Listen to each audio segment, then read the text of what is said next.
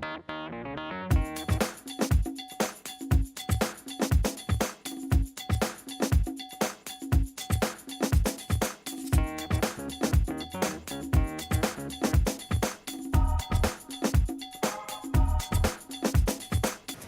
we are talking about if the cities are safe for the girl child in Kenya, kwangu naona I can't say it is, so not yet,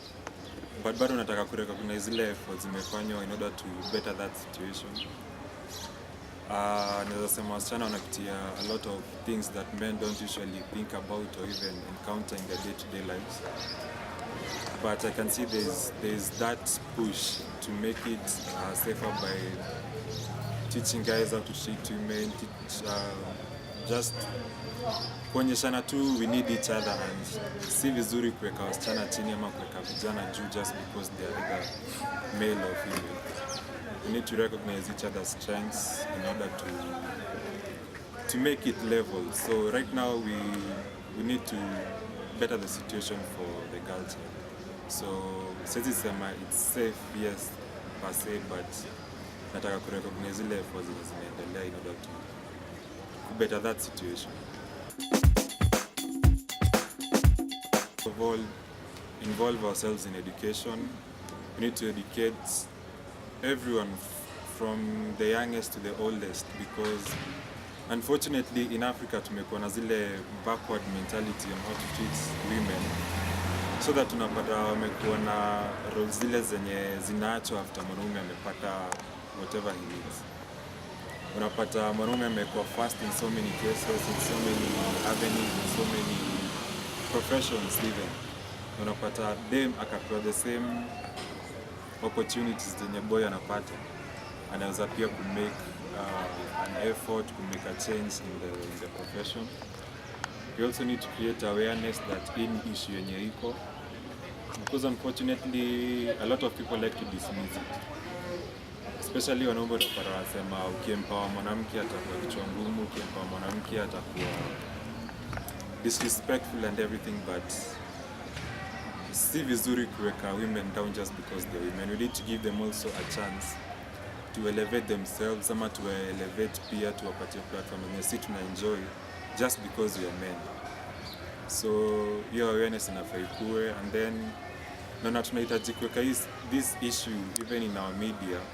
in terms of movies, music, in terms of our books, in terms of our plays, whatever it is that we watch, social media, because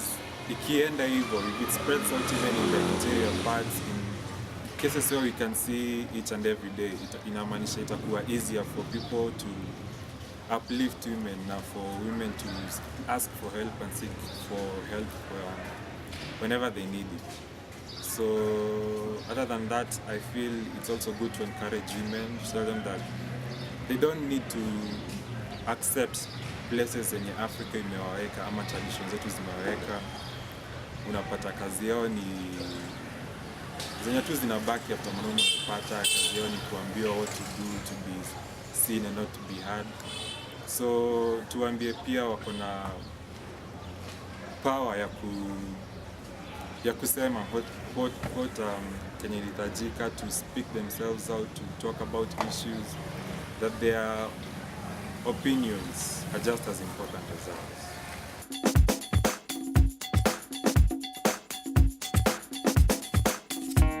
I think it's very important for men to be involved in this whole debate of empowering women, because empowering the girl child is not essentially enmity or competition to manhood. And you empower someone because they have had that power taken away from them before. So bringing them to the same level as us does not mean they become our enemies or our competitors. It means we work better. It becomes better for everyone. Unapata kuna wanaume wanaogopa ati empower them ataleta kisirani na hizo vitu zote, but I think that's a very incorrect mental place to be in, kwa sababu sisi tuna enjoy empowerment that we didn't have to fight for,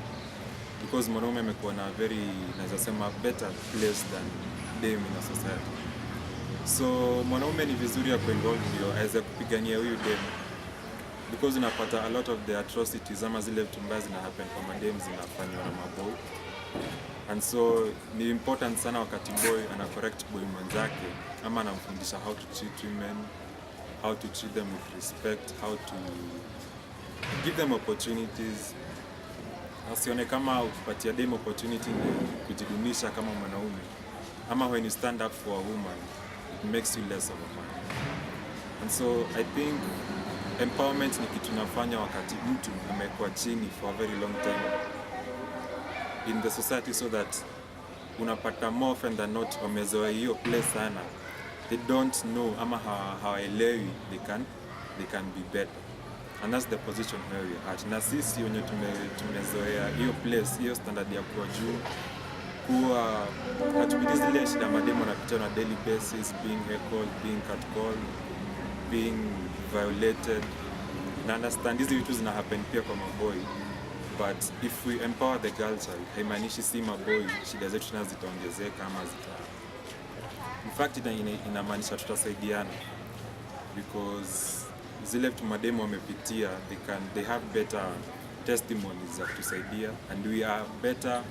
placed in terms of our physicality, in terms of our voices, to teach other men to help them. So it's very important for the boy child to also be involved, and to understand that empowering the girl child does not mean you demean the boy child as well. Kila mtu anahitaji empowerment, lakini kwa sababu Africa imezoea kuweka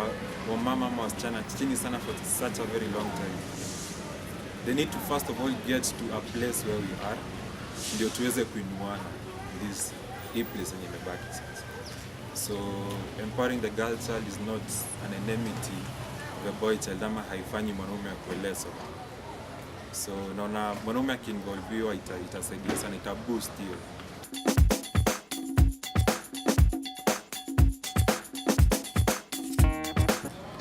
Some of the changes I expect to see after involving the boy child in making the city safe for the girl include, first of all, economically. We can say that it's right now it's very hard for women to grow economically because of the opportunities that are given to men just because they are men, regardless of the qualification that the woman also may have. And so whenever they go for job interviews, they are going to be more confident knowing that they are not going to miss out on places ama watakosa kazi zenye wana apply just because itakuwa tu wanaume because wao ni wanaume. So unapata they will be able to become more independent, and therefore watainua mpaka familia zao, because unapata in the family unit, ile place yenye mwanaume alikuwa na strength to provide for the family, mwanamke akipewa hiyo opportunity ya ku earn a living yenye alikuwa amenyimwa just because she's a woman, itasaidia kuinua familia in a way that they will be able to help each other out in financial duties kama kulipa school fees ama providing for basic necessities za kinyumba. Unapata also mwanamke amekuwa limited for some time because of ile insecurity, anaogopa kikaa sana kazini ya kujelate, anapatana na wanaume watamharas, watamfanya nini hizo vitu zote. But if we involve boys in this, unapata she's also going to be secure in her security per se, because hata kuwa naogopa kukaa kazini up to maybe kitu kama saa 2:30, saa 3 hivi, because anaogopa jani yake akirudi nyumbani itakuwa difficult because of being harassed ama being just kusumbuliwa na wanaume. And at the same time wanaume watajua tuana msichana akienda nyumbani, instead of kujaribu kumsumbua, kumcatcall na hizo vitu zote, you may even opt kuamua utamsindikiza ama you're going to protect au mpatie security, so that akitana na watu wenye hawajakuwa involved in all this, you're going to be the one who is going to shield her from that. And then in that ataweza pia kupeana good example that wanaume pia wanahusika kwa hii maneno ya ku make the city safer. Na ikiendelea hivyo story by story, example by example, then essentially economy ita grow.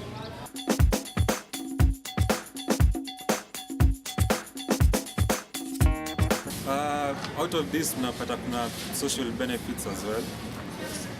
Making the city safer for a girl ama empowering them in a way will make it easier for them to speak up for themselves whenever they're going through issues. Unapata kwa society madem wanaexpectiwa wakwe ma-assistant, wakwe ma-vice, wasikuwe leaders because wanaonekana they'll be too distracted either mtoto ama sijui nguo nini. But I think given the same opportunity, a woman also has the capability to lead, kutetea issues zenye maybe sisi wanaume hatuwezi jua because hatujazipitia.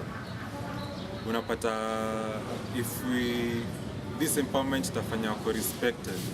and to be seen as people who can achieve just as much as men, regardless of them being mothers, regardless of them being not married, regardless of them being in a position yenye, because wanasema wanawake is like a sign of weakness, but I think that's hiyo ni dhana potovu na inahitaji we change, because we've had good examples of political leaders and social leaders and administrative leaders wenye ni madem na wamepeleka nchi mbele. Unapata pia there'll be that mutual respect where if a woman wants to be heard ama anasema anahitaji usaidizi ama nini, hata ikuwa chini just because she's a woman, we'll be able also to respect each other's opinions because we're giving them in terms of our experiences and not just us being men or us being women. So hiyo uwiano kati yetu na madem ama community socially itaendelea vizuri sana.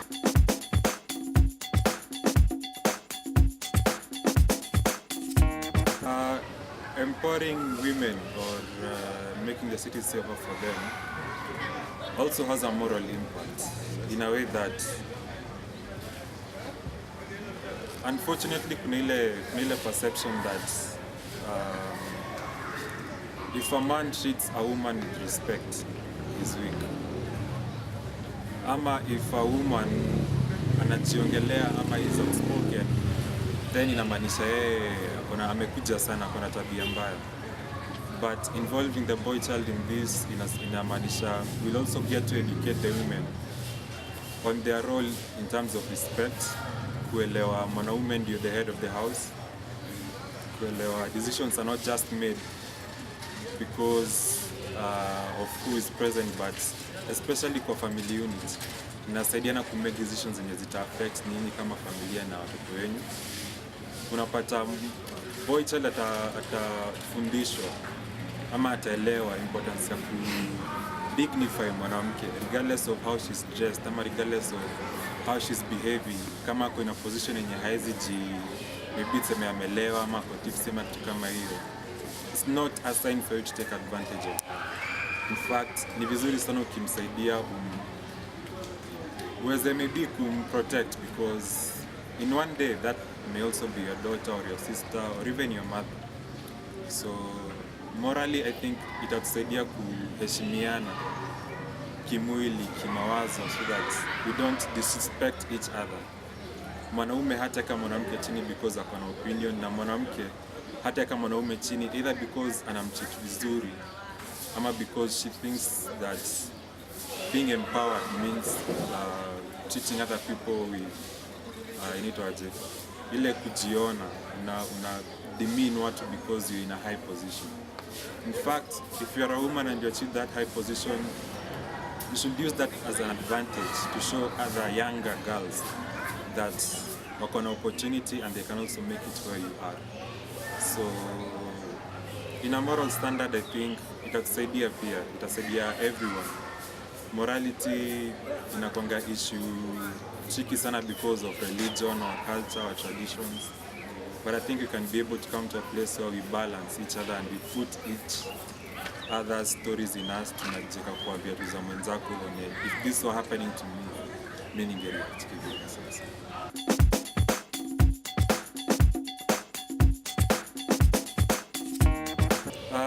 In my opinion, on the government's role in empowering women and making the cities safer for them, I think first of all inafaa put up sheria zenye zina favor everyone and not just one side of the gender, especially in professions. Unapata kuna zile professions zimeachiwa madem na mwanaume akifanya anaikuwa chini ama hapewi as much respect, na zile professions zenye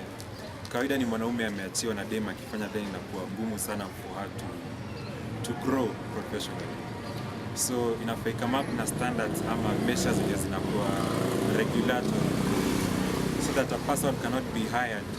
just because yeye ni mwanamke ama yeye ni mwanaume, but wanaangalia qualifications zake na importance zake za yenye ataleta kwa hiyo kazi, vile ata benefit, na that especially kama ile one that gender rule inafuatwa, so that boardrooms and all other leadership in companies and in schools and in everywhere kwenye leadership iko imepea madem na maboy space where they can speak out and opportunities zao zitasikika na issues zao zitaongelewa na zifanyiwe kazi. I think also the government inafaa ku allow more NGOs like Plan International yenye na carry out this awareness and educational tours in various counties and in various places in Kenya, yenye inaendelea ku encourage people to stand up for each other and to recognize each other's strengths and each other's weaknesses,